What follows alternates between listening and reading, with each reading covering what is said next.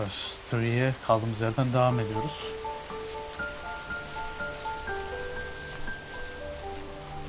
Buraya doğru gidiyor ama orada da yol var.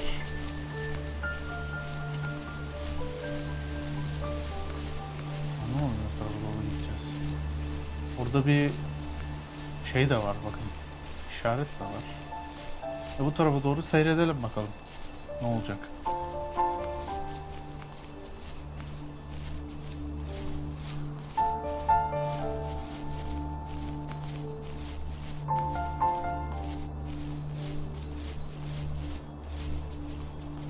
Orada bazı şeyler var. Burada var. Buranın üstüne nereden çıkabilirim? Buradan bir çıkış var ama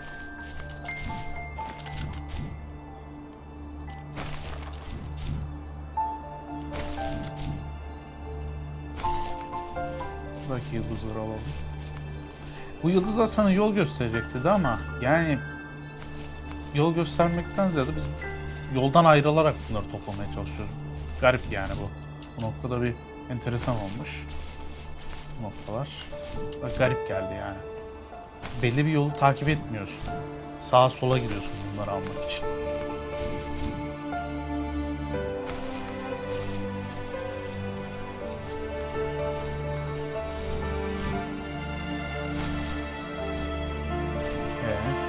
Şimdi nereye? O neydi? Bir işaret çıktı ama.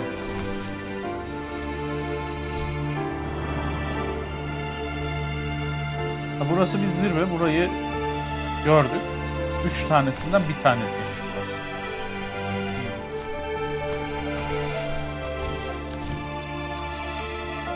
Düşük aşağı.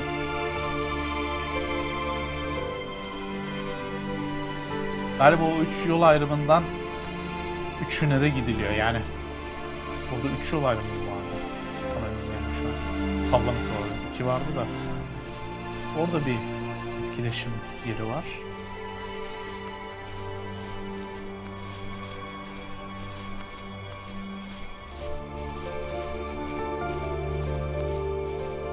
Olabildiğince her yere de bakmaya çalışıyorum bir şeyler kaçırmayayım diye. Evet, burada bir digging yeri, kazma yeri var. Gömülmüş bir ev var burada. Kazalım bakalım. On our property, there were old abandoned pieces of a shed and car long left unused. I used to ask him all the time who those people were that left all this junk, and I'm sure he got so tired of hearing it that he made up some elaborate stories how a brown bear ate them and haunted the woods afterwards. What's funny is I think it made those people seem more real. Growing up thinking they were still hanging out like they couldn't say goodbye. I used to tell my friends how I could swear I saw spirits move near the water, and that always freaked them out. I guess it didn't bother me, because the way I saw it, they were normal people with old cars and sheds, just trying to figure out how to survive and be happy in the middle of nowhere.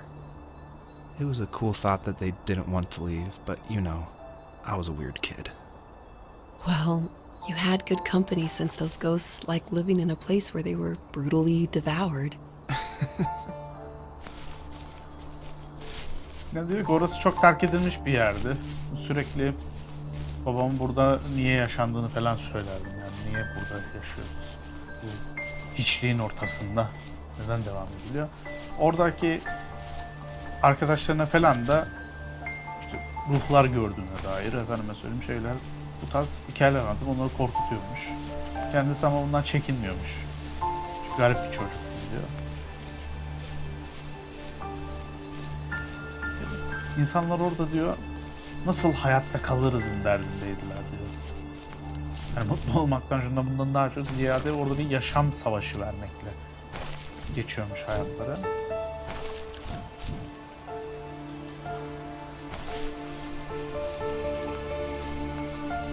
O durumdan şikayetçi. Burada kalmak istemiyormuş o yüzden.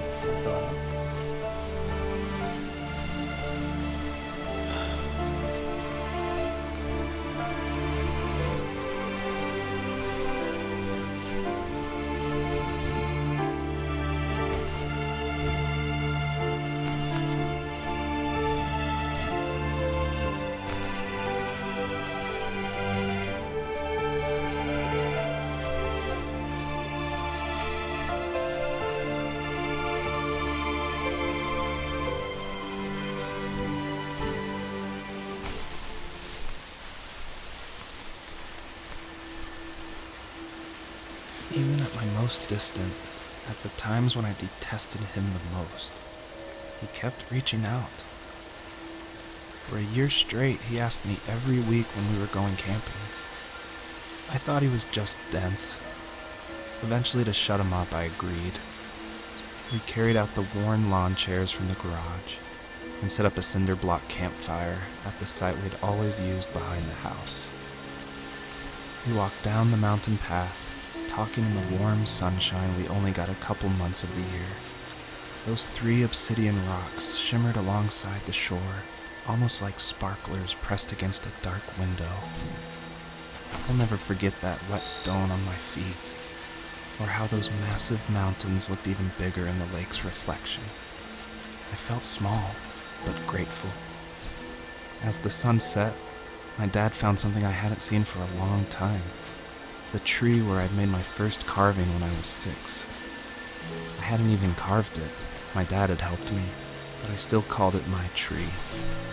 Something about seeing my name there made me open up, and we talked about everything that night in that old camouflage tent. I told him how much I loved sketching and design, and how it would be a dream to study architecture in Seattle. I told him how I didn't get along with my friends much anymore, but that I didn't mind being alone. He told me he was there for me, and he joked that if all he had to do was write my name on a tree to finally get me to talk, he would have left me carved logs with novels on them in front of my room every morning. I don't know why it took me that long to realize it, but it was then I knew how much he had sacrificed for me. Kızı babası bunun için çok fazla fedakarlıkta bulunuyor. O gitmek istediği zaman buna yardımcı olmaya çalışıyor falan. Ama bunlar diyor niye fark etmem bu kadar uzun sürdü onu anlamıyorum diyor. Ya çocuk tam ergen geri zekalıymış. Babası da buna yardımcı olmuş. A lot of stuff in his free time. If he wasn't watching fly fishing or reading Tom Clancy novels, he was carving something. He made tons of birdhouses. Not that he was into bird watching, but I think he really missed working and adding on to the home. If he couldn't afford the time to build onto our own house, he would have to settle with watching birds move into their little homes. We kept an old mattress in the bed of that ugly yellow truck, so we would drive it deep into the woods and then watch the birds fly into their houses while the sun set. Usually it was accompanied by venison jerky or a cold Coke, but not a lot of talking, which is how we both liked it.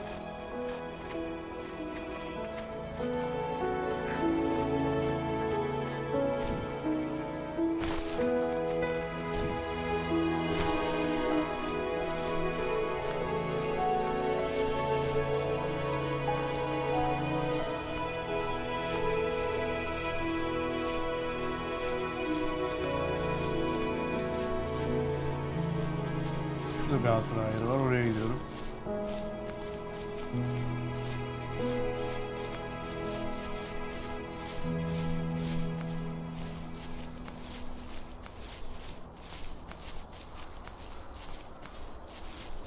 Bu arada videoda dedim ki kaydetmiyor herhalde diye. Yok, kaydediyor. Muhtemelen bölüm başlarına kaydediyor sadece. Yani onun ortasını kaydetmiyor. Öyle bir durum var yani. Yıldızları toplayalım. We were happiest underneath the evergreens.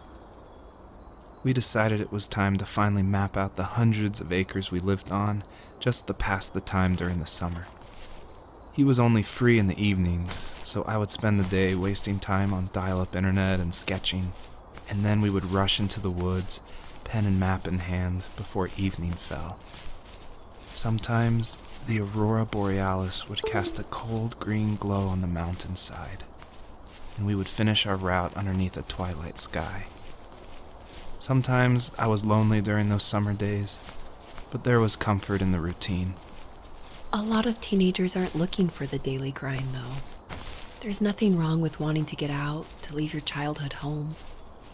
You wanted to progress, to make something of yourself. Yeah, you're right. That house. I'm sure it's the same as how I left it. But then why does it feel so different? I doubt you're the only adult to have looked back and asked that question. Çocukluğunda yaptığı hatalarla ilgili konuşuyor. Kadın da herkes bu hataları yapıyor, sadece sen değil modunda.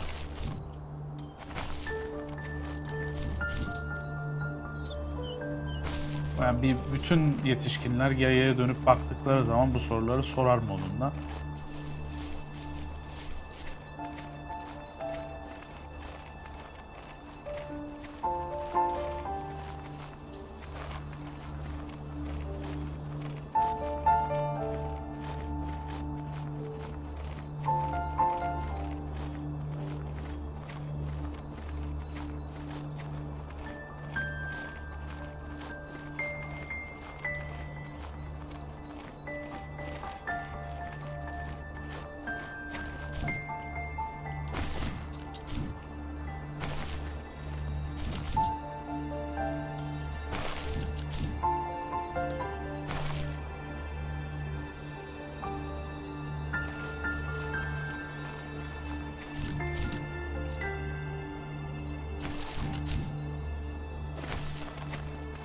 Buralar bir yerlere mi çıkacağız biz, anlamadım ki.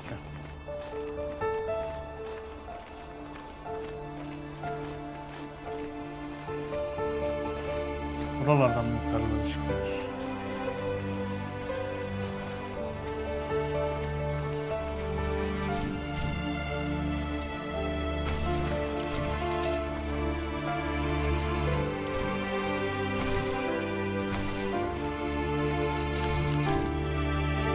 Yok, çıkamadık.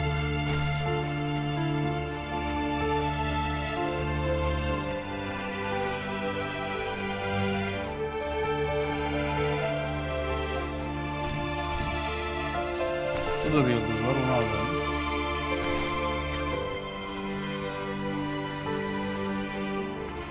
Şuraya çıkalım o zaman. Şuradan mı çıkacağız? Buradan mı çıkacağız? Yok. Nereden çıkacağız biz oraya?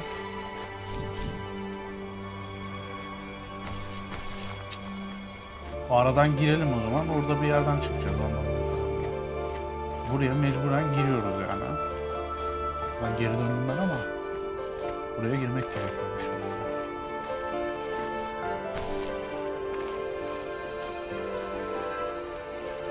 Bu üçüncüsü.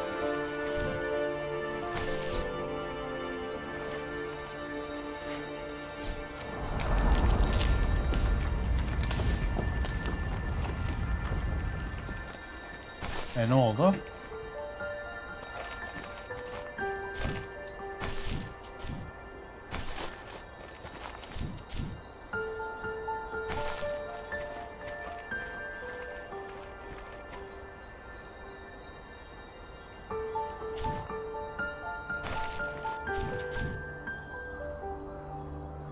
Muhtemelen o ağaçlı yer açıldı galiba.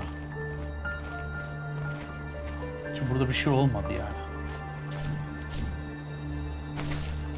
Dönelim bakalım oraya. Ne olacak?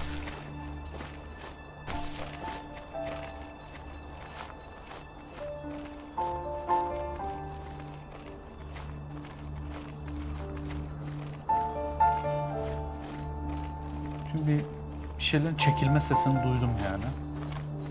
Umarım orası açılmıştır.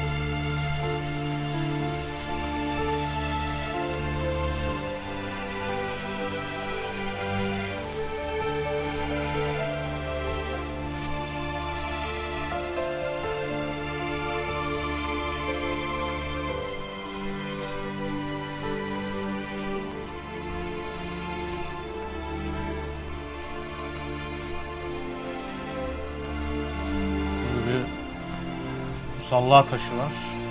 Biri ölmüş. Evet, orası açılmış galiba. Hemen geldiğimiz ağaçlıktı. Muhtemelen ilk önce sağdakini, sonra soldakini, şu demin aldığımızı, sonra en son gelip buraya bunu açmamız gerekiyordu ama o konuda da yapabileceğimiz bir şey yok. Evet, bakın buralar açılmış. Buralarda 2 tane şey var. Bunları alabileceğiz mi bakalım. Yalnız ileride kurt gibi bir şey var. Onunla nasıl bir etkileşime gireceğiz merak ettim şimdi.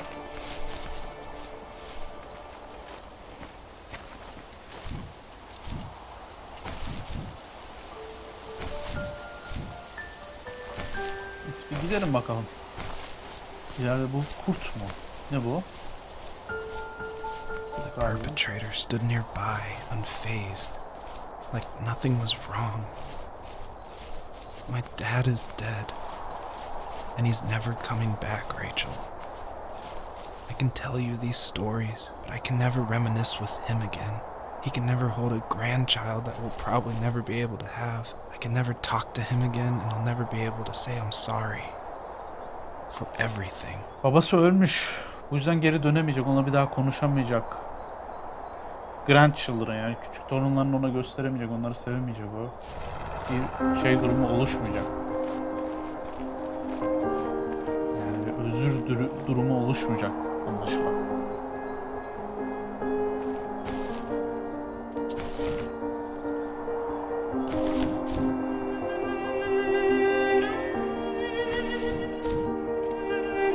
Maşallah hiçbirini alamadan gidiyoruz yani aşağı doğru. Perspektifinde biraz sorun var yani tam olarak nerede olduğunu anlayamıyorum. Geride mi kaldı, önümde mi? Baksanıza önümde şu an mesela, şu geriye düştü. Kaldık.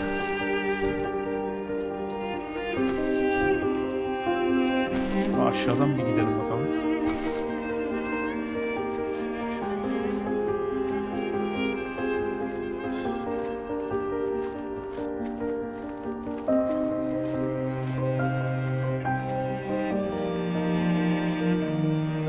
Aşağı doğru iniyoruz.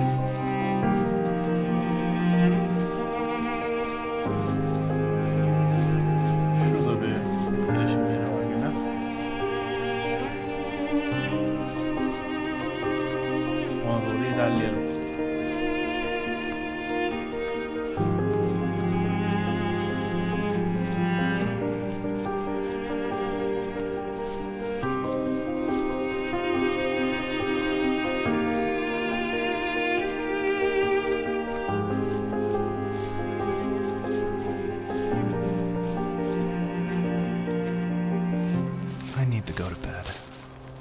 I just can't talk about this anymore. Good night. Yatağa gitmeliyim, ben uyumalıyım. Daha fazla konuşamayacağım bu gece dedi. İyi geceler dedi. Gitti. Muhtemelen de yavaş yavaş hikayenin sonuna geliyoruz herhalde, journey'mizin.